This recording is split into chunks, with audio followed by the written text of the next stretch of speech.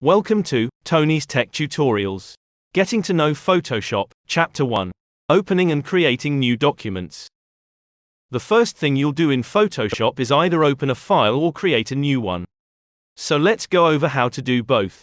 Launch Photoshop. Go ahead and choose Open from the File menu to open some existing image files into Photoshop. That will launch your Mac Finder or your Windows File Explorer, where you'll navigate through your file system to an image file and select it. If you want to open more than one image at a time, hold the Command key on a Mac or the Control key on Windows and select another image file. Then click the Open button.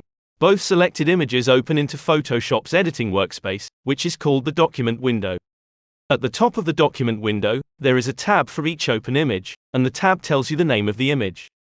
If you want to see another open image, just click its tab. So that's how to open existing images. Let's leave those open and talk about how to create a new image from scratch. You might do that when you want a blank canvas on which to draw or on which to place some images.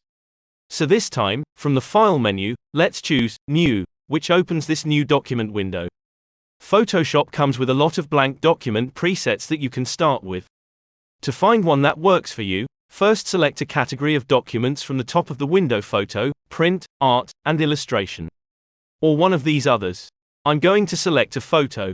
Next, choose one of the preset sizes in this section called Blank Document Presets.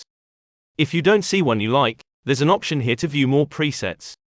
I'm going to select this preset. The landscape orientation is 4:6 over on the right. All the details have now been set up for me, including the width and the height. If you decide that's not exactly the size you want, you can type a different size into the width or height fields. Any of the other settings on the right could be customized too, but sticking with the presets takes the worry out of having to figure out technical details at the beginning, and these settings could be changed later in Photoshop if you need to. So to finish creating a new document, click the Create button, and your new blank document opens in Photoshop, ready for you to add a photo, text, or maybe a shape.